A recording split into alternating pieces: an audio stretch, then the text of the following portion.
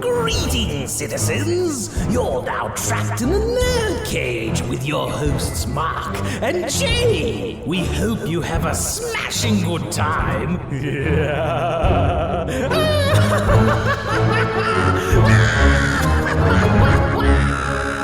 Yes, hello and welcome. That's right, you're trapped in Nerd Cage Live. This ain't just a reaction show, but a debate show and a live discussion on everything that makes people like you and I tick. So thank you for joining us today. I am your co-host, Jay St. G, coming to you live from Syracuse, New York, and always with me, my man, the Fiend, from Louisville, Mark Withers. What's shaking, boss? Hey, what's going on, man? Super excited to be here as usual. Dude, the Emmys are coming. Yes, September 20th. I am super stoked for this, man. Like I said in a previous episode, we may have had kind of like a low bar year in terms of like theatrical releases, things coming out in the cinema because of COVID, but television has more than made up for it this year. I mean, we've had some fantastic TV shows come out. And it's evolved. One of my favorites this year is Watchmen, which is leading the pack right now with 26 nominations. I mean, I never thought that I would live to see a day where a comic book based film, a comic book based TV show would not only get made into a successful series, but that series would then but be nominated for so many Emmy nominations. So I wanted to kind of get your take on this. Like, how do you feel about all this? Well, this is pretty exciting because, again, we're living in an age where streaming, like Netflix, Watchmen may have been the series with the most categories, but Netflix, all their shows dominated as well. And it's just a pretty amazing time we're living in where these streaming services are now taking over the Emmys over like live TV and stuff. So it's actually, or cable, I should say. So it's actually pretty interesting age we're living in now, how everything's evolved. And of course, Emmy's going to be like, it's going to be like pretty much a giant Zoom call being broadcasted from everybody's houses and stuff. So we're really interested. And of course, I just want to add in here that we are going to do another rapid fire with the Emmys today. So that should be an absolute blast. But before we go into the major categories, as you just pointed out, Watchmen dominated, which is great, a DC property, a graphic novel. But again, I'm not a Star Wars fan, but the fact that The Mandalorian has been nominated for several categories, and so is Star Trek Picard. So not only that comic books, but science fiction, like nerd culture, has taken over the Emmys this year. It's awesome. Nerds are absolutely dominating this year, man. Yes. I couldn't be prouder if I tried, you know. This is fantastic. And that's why we're here. That's why we're talking about the Emmys, because this Nerd Cage Live, man, worldwide, and now, like, the fandom has taken over the Emmys. Who knew? I never thought I'd see the day. Right. Absolutely. You know what I mean? And, you know, we are going to dedicate this episode, or the majority of this episode, to basically our picks, our predictions for who's going to win in each category. We're basically coming up with our little brackets for each, and we'll see afterwards how well we did. So we've got a whole lot to get through, and some of these categories are going to be some tough picks. So Jay, why don't you lead us, you know, and let us know what the first category is going to be. All right, so we're going to hit up Best Drama. So we have Better Call Saul, The Crown, Handmaid's Tale, Killing Eve, The Mandalorian, Ozark, Stranger Things, and Succession. So I want Better Call Saul to win, but I think Ozark's going to win. Okay. And I kind of agree with you. Ozark was fantastic this year, man. And the cast was absolutely stacked. The story was completely riveting. You know, probably the best season that they've had yet. I'm probably going to predict that Ozark wins. Although Succession on HBO has been phenomenal. And again, you know, it's one of those casts where everybody is a superstar in it. And I would not be surprised if that actually took the prize. Okay. What we got next? All right. Next is comedy series. So we have Curb Your Enthusiasm, Dead to Me, The Good Place, Insecure, The Kominsky Method, The Marvelous Mrs. Maisel, Schitt's Creek, and What We Do in the Shadows. Okay. What do you All got? right. I'm going to predict. And to be honest, I haven't seen all of these. Yeah, same here. Out of the ones that I've seen, I'm going to predict that it's going to be The Marvelous Mrs. Maisel. Yep. Because I think they've won before, too. Yeah, absolutely. I think, Rachel Brosnahan, does a great job in the title role. Sterling K. Brown is on this season. Mm-hmm. He's doing a great job. And I think that it's very likely that they're going to win. What do you think? I'm thinking Schitt's Creek because everybody, I've had 3 or 4 people this week tell me about this show, and I haven't watched it, so that's why I'm leaning towards Schitt's Creek. As far as who I want to win, I'm going to say Curb Your Enthusiasm just because I think Larry David's. I'm a Seinfeld fan, so right. Larry David is a funny man. So I want Curb Your Enthusiasm to win. Yeah, I'd really like Insecure to win. I don't know if you've seen that, but it stars an actress called Issa Rae, and I think that she developed the show. Okay. That's another really good show on HBO. If you get a chance to watch that on HBO Max, I recommend it. Okay, absolutely. So next we have Best Limited Series, and I'm hell-bent on this one. So we have Little Fires Everywhere, Mrs. America, Unbelievable, Unorthodox, and Watchmen. I think, and I want Watchmen, hands down. Not even close. I agree with you 100%. That is the best show on television this year, hands down.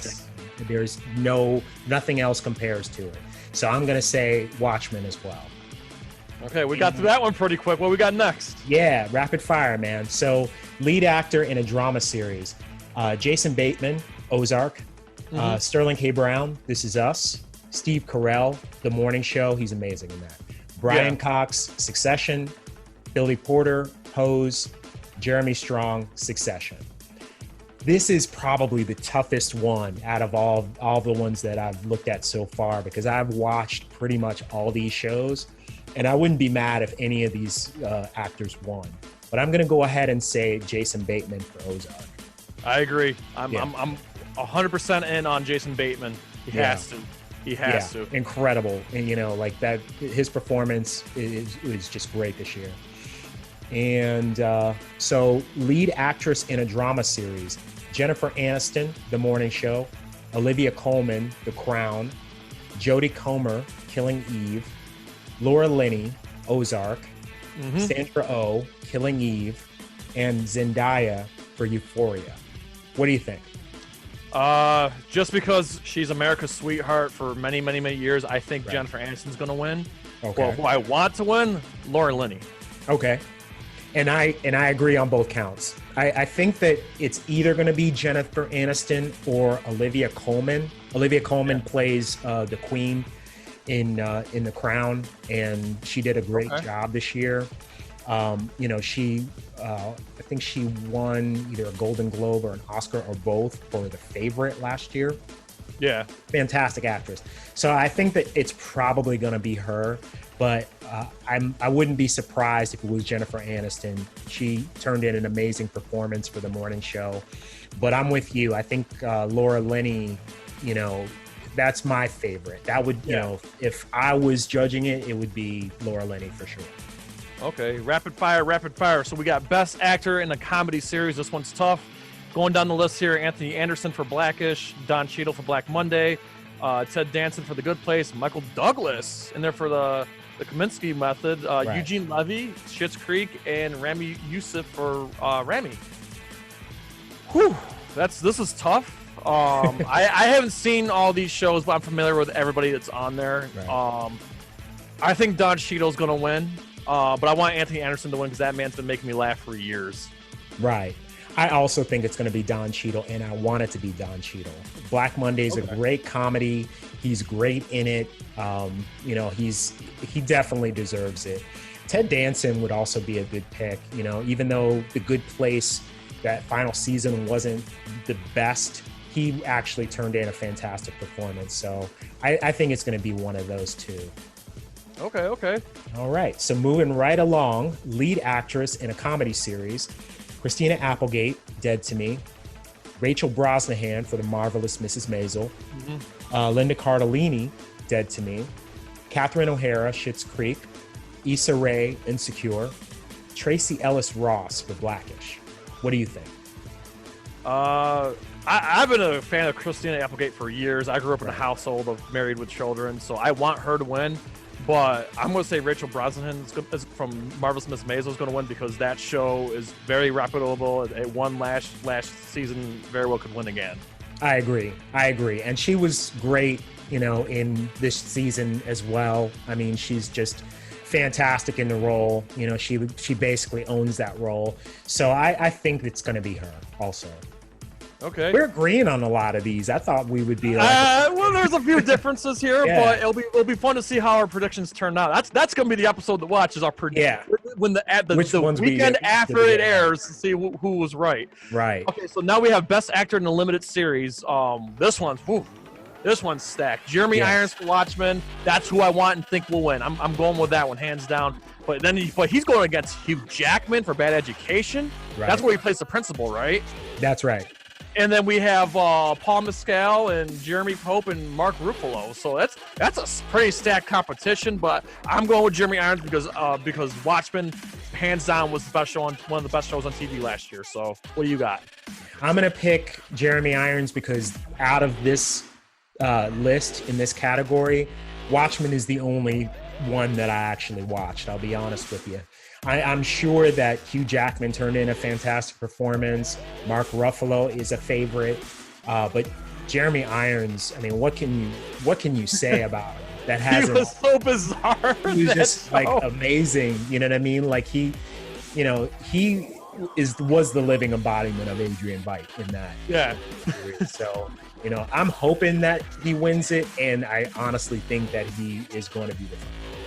It's going to be a travesty. If Watchmen doesn't win like a number of these categories, it'll be a travesty. They're nominated for 26. I think some of these have to win. Yeah. All right, so moving on. We have Best Actress in a Limited Series. Now we have Kate Blanchett. Shira Haas, Regina King. That's my pick. Again, I'm sticking with Watchmen. I think she's going to win, and I want her to win. Regina King. She kicked ass. She brought the drama. I love it. She was great. Octavia Spencer for Self-Made and Kerry Washington, who I believe has won before for Little Fires Everywhere. Okay. I think it's going to be Regina King. Yeah. You don't have a Watchmen TV series without Sister Midnight, and she was perfect for that role. I mean, she carried the series in a lot of ways. She did. And so, I think that she's definitely going to be the one, mark my words. Yeah. I think that she's going to be the one to win it. Yeah, absolutely. What do you got next? All right. Supporting actor in a drama series. Giancarlo Esposito, one of my favorite actors of all time. Better Call Saul. Mm-hmm. Bradley Whitford, The Handmaid's Tale. Billy Crudup, The Morning Show. And he was great in that. Mark Duplass, The Morning Show. Nicholas Braun, Succession. Kieran Culkin, Succession. Matthew McFadden. Three Successions in there, man. I mean, I'm telling you, it's a great show. And Jeffrey Wright for Westworld. I don't know if I can pick. This is tough. Listen, I'm going with Giancarlo Esposito. I'm thinking he won, and he will win because he did not get nominated when he was with Breaking Bad. Right. Now he's got a second chance. He's got to do it. I love Gustavo is a great villain. He's a scary villain. Now it's just amazing how he can play like the happy-go-lucky the fried chicken restaurant owner to going from this madman, this mob boss, like out for blood. I mean, oh my God, Gus is the man. I can't in the right mind. I know he's up against a stacked competition, but he's got to win, man. I agree. On this we agree, and I've said before in previous episodes. Everything that he is a part of is automatically elevated by his presence. Yes. I mean, he is one of the best actors out working today. And like you said, Gustavo Fring is a fantastic character. He breathes life into that character and makes that show what it is. And so I agree with you. I think it's going to be Giancarlo Esposito, and that's who I want it to be. Absolutely. Here we go. Best Supporting Actress in a Drama. Laura Dern for Big Little Lies, Meryl Streep for Big Little Lies. Wow, in there twice for Big Little Lies. And then we got Alhina Bonham Carter for The Crown. Samira Wiley for Handmaid's Tale. Oh my gosh, that's like my mom's show there. That's a good Fiona show. Shaw. Fiona Shaw for Killing Eve. Julia Gardner, Ozark, young actress. Yeah. He's going against competition. And then Sarah Snook for Succession and Thandie Newton for Westworld. So right off the hand, just because of the name, I think Meryl Streep's gonna win. But I am rooting hard for Julia Gardner to win. Yeah, Meryl Streep is going to be the one to beat for sure. Yeah. I mean, you know, this is ultimate. They're going up. Go ahead. I'm sorry. I'm just gonna say if Meryl Streep loses in this category, this is gonna be a huge upset. Huge upset. Oh yeah. I mean, you know how everybody else is going up against a living legend. You know what I mean with Meryl Streep, and so I do think that it probably will go to her. But who I want it to go to is probably going to be Helena Bonham Carter. Okay. She played. Is it Princess I didn't know Margaret? she was still active and like. Oh yeah, and she's great on that show. I bet. She's fantastic on that show. So I would want her to win, but I do think it's going to be Meryl Streep. And shout out to the rest of the nominees. I mean, that is a stacked category. Everybody in this category is fantastic, and I wouldn't be mad if I'm wrong and Sarah Snook or Thandie Newton wins. All right, Mark, what do you got next? All right, so supporting actor in a comedy series. Andre Braugher for Brooklyn Nine-Nine, William Jackson Harper for The Good Place, Alan Arkin, The Kominsky Method, Sterling K. Brown, The Marvelous Mrs. Maisel, Tony Shalhoub, The Marvelous Mrs. Maisel, Mahershala Ali, Raimi, Kenan Thompson, Saturday Night Live, and Dan Levy for Schitt's Creek. Who you got? Oh, I almost wanted to change my mind at the last minute. I almost want to say Andre for Brooklyn Nine-Nine, because Brooklyn Nine-Nine is a strong. It's a show. It's still going. It's going strong, and that's mainstream TV. But I'm going to say Sterling K. Brown for The Marvelous Mrs. Maisel. But who I want to win, I'm going to go with my man Mahershala Ali. Is my man, dude. I'm rooting for him. Yeah. Again, another one of my favorites is Mahershala Ali. But this is really tough, man. Like Sterling K. Brown is like a breakout star this year. I mean, he's doing a whole lot with like This Is Us and The Marvelous Mrs. Maisel. Mm-hmm. He's another one that is somewhat unsung, but is starting to get his due. And so I think that it might be him, but also Tony Shalhoub, man. I mean, how are you going to go up against a guy like that? So, I think it's going to be one of those two, and I'm going to go out on a limb, and I'm going to say it's going to be Sterling K. Brown. Okay. Now we got Best Supporting Actress in the Comedy Series. This one's a little bit interesting. We have Betty Gilpin for Glow, which I wasn't a big fan of that show. I tried. Darcy Carden for The Good Place. Yvonne Orgy for Insecure. Alex Bornstein for The Marvelous Mrs. Maisel. And The Marvelous Mrs. Maisel again for Maren Hinkle. Kate McKinnon for Saturday Night Live. And Cecily Strong for Saturday Night Live. And then Annie Murphy for Schitt's Creek. I'm just gonna say it's gonna be one of them for Marvelous Mrs. Maisel. Well, I think one of them are gonna win. Yeah, I think it's gonna be Alex Bornstein, honestly, for Marvelous Mrs. Maisel. Yeah, that's what I think too. Yeah. I don't really have any. I'm not really rooting for anybody in particular here because I haven't really watched enough on any of these. But if I'm picking right now, I'm gonna say it, like you said, Alex Bornstein. Yeah. So, supporting actor in a limited series or movie. Dylan McDermott, Hollywood. Jim Parsons, Hollywood. Titus Burgess, The Unbreakable Kimmy Schmidt. Kimmy versus the Reverend. Yahya Abdul-Mateen II for Watchmen. This is Jovan Adepo for Watchmen. Louis Gossett Jr. for Watchmen. 3 Watchmen in this one, man. Okay, I'm going to Yahya Abdul-Mateen II has to win, man, because that takes guts to bear all the way he did and put on a performance the way he did, keeping his composure the way he did. And not to mention, shout out, he was great in Aquaman. Like, this dude's got chops, and it's been a real pleasure watching his work so far. I think he will win, and I am rooting for him to win. I gotta go with Louis Gossett Jr., man. You gotta go with the living legend. Come on, dude. Like, I really think that it's gonna be him, you know, especially in that role, even though it was a smaller role than Yahya Abdul-Mateen's role. It was still like a pivotal role in the series. Yeah. And I think he did a fantastic job. I predict it's gonna be him. Okay. Either way, we're picking different Watchmen, but Watchmen is gonna be the yeah, absolutely. Yeah, that's going to be the one to beat for sure. All right, moving right along. Supporting actress in a limited series or movie. Holland Taylor, Hollywood. Uzo Aduba, Mrs. America. Margot Martindale, Mrs. America.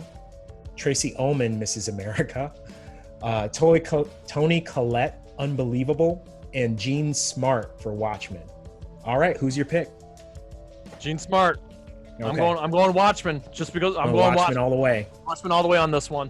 Yeah, on this one I'm gonna have to break with you. I gotta go with Margot Martindale. She's another one that's just everything that she's in automatically gets better because she's in it. And Mrs. America, even though I've only watched a few episodes of it, there's no exception. I mean, she's fantastic in it, so I really think it's gonna be her. All right, so those are all of our picks for the major categories. So let us know in the comments who you guys want to win, who you got. So we are on record now. We've made our predictions. So again, the week after September 20th or whatever, we're gonna see who's right, who's wrong. We are most looking forward to these results, man. And we're gonna be waiting in anticipation. Absolutely, man. I am more than excited to watch this. It's going to be super different than, any other time that we've watched it because all of the nominees are going to be on one massive Zoom call. Yep. And we're going to get to see how that kind of works out. How are they going to do their acceptance speeches and all that? So it'll be great. It'll be like I said, I mentioned on the live stream, it's just like the NFL draft this year. Like that, it was amazing the NFL pulled it off the way they did, and I think the rest of the world was watching like, okay, we can do this. Right. So yeah, it'll be cool, but yeah, I feel bad for some of these people who are going to win. They're not going to be able to walk the stage and get their award. They're going to have to wait for it to come in the mail via FedEx. Yeah, it's not going to be the same. Yeah, I read an interesting thing about it is that the Academy hasn't even decided yet whether or not they want the acceptance speeches pre-recorded. I hope they don't do that because it kills the authenticity. It's gonna kill the vibe if everybody already knows who won. You know what I mean? And then they have to sit through this Zoom call like, I already know I didn't win. You know what I mean? Like, so hopefully they don't ruin it for them and for us. So, but I'll be interested to see it either way. It's gonna be an adventure. Okay, so before we go, we want to share a review with you. We both recently just watched Yip Man Part 4, the finale, which is available now on Netflix. And I'm glad I waited to watch it. So, Mark, I want to lead the way. What were your thoughts on Yip Man 4, you being the martial arts the consigliere of martial arts. Of martial arts, yes. So I wrote like a short review on this earlier this week. And in that I kind of explained that the martial arts part of it, the fight scenes, everything regarding kung fu and all of different philosophies that go with it are as good as any of the other Ip Man stories in the saga. But this particular one, like story-wise, plot-wise, it wasn't quite as good. I thought the acting really lackluster. It didn't live up to my expectations, definitely wasn't as good as the first one. Yeah, the first three for that matter. Right, yeah. Although, you had some great performances from Donnie Yen and from I can't remember the actor's name, but he plays Bruce Lee in the film. Yes. I mean, he was just like amazing, like looks like him, moves like him, that withstanding, it just wasn't really as good as I had hoped to. Although Scott Adkins is in it, and he's like, one of the best fight choreographers, fight scene experts, so his presence in it actually did make it a little more exciting in that regard. So he made a great villain. Yeah. So I mean, on a scale from A to F, I give it like a C plus, something like that. What did you think? Okay, I'm gonna take a little further. I'm gonna break it down a little more. First and foremost, I did watch the Cantonese version. Now, me being a fan of Asian cinema and Godzilla movies and Jackie Chan movies, and one common trope here is Asian cinema really has bad Caucasian actors, and this one really bled through that the Americans in these movies were not only portrayed. Okay, the way they were portrayed to me was kind of comical, but saying those performances from all of them were bad, really bad, really off-putting. Now, as far as the martial arts go, fantastic. The martial arts scenes were great. I do have a problem with some of the shots were painfully obvious wire work, like painfully obvious. Like there was a couple shots in the Bruce Lee alley scene where clearly wire work, and like, I'm like, come on, man. I was expecting a little bit more out of that. Now you mentioned the guy who played Bruce Lee. Well, here's the thing. I'm going to go ahead and look it up. Go ahead while you do that. But name. Yeah. So again, I agree he did a good job, but the thing is, Once Upon a Time in Hollywood is still fresh in my mind. And say what you want about the Bruce Lee scene, but that portrayal of Bruce Lee was a lot more, as far as like his demeanor and the way he looked, was more accurate to me. That looked and acted like Bruce Lee to me compared to the gentleman here that played Bruce Lee in Japan 4. My other problem is I wanted to see more Bruce Lee in this movie. Bruce Lee was basically an afterthought in this film. I mean, he had that one fight scene in the alley, and that was just about it. Yeah, and I hated the setup for that. Like it didn't make sense to me. You know what I mean? Like, without trying to kind of spoil it for anybody, there's sort of a scene where they, like Bruce's students get challenged by in a restaurant, school, in a restaurant, and they all go outside, and rather than the students take on these other students, which is what you would expect, it's just this sort of like breakaway scene where the actor, his name is Danny Kwok Kwan Chan, fights some other, just like somebody that just comes out of the alley kind of randomly almost. And it just doesn't make sense. I mean, it's a fun fight scene to watch, but it just didn't really make a whole lot of sense. It was like, let's just showcase this like Bruce Lee-esque type of scene just because we can. And it didn't really serve any narrative purpose, and I had a real problem with that. Yeah, and like I said, I mean, I'll give the martial arts, if it wasn't for some of the wire work shots, I give the martial arts an 8 out of 10.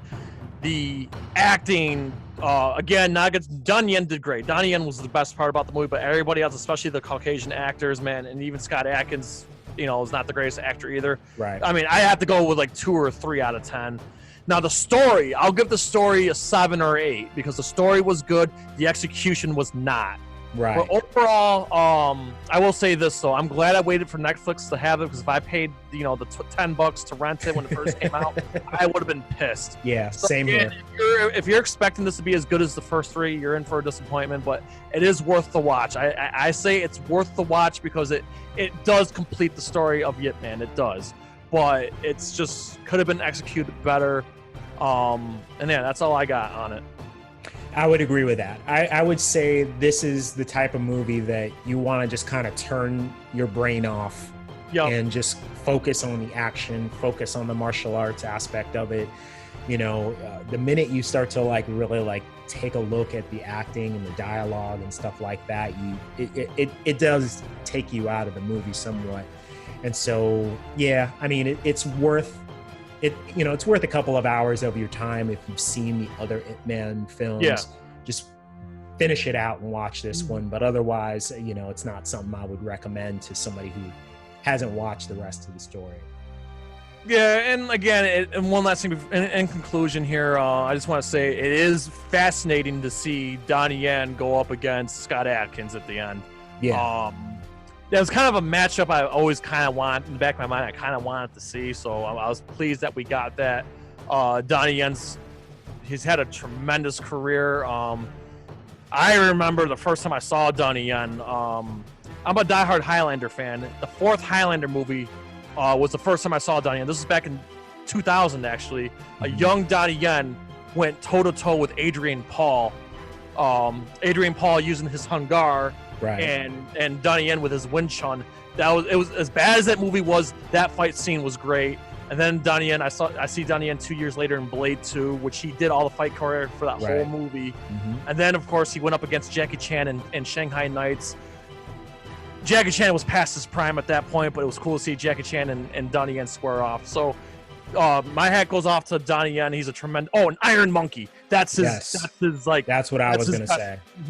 Yeah, Iron Monkey's his best work, but like, hats off to Donnie Yen. He's had a tremendous career so far, and the Yip Man series is his series. So absolutely. Again, it's too bad Part 4 was underwhelming, but Yip Man as a series overall, great.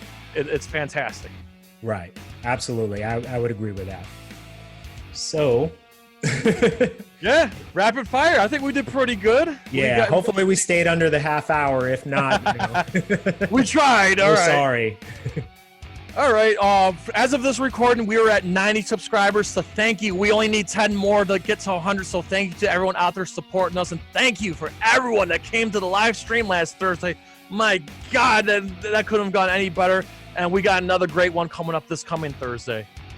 Yeah, and speaking of live events, if you haven't heard yet, we've been kind of, singing this from the rooftops for the past week or two.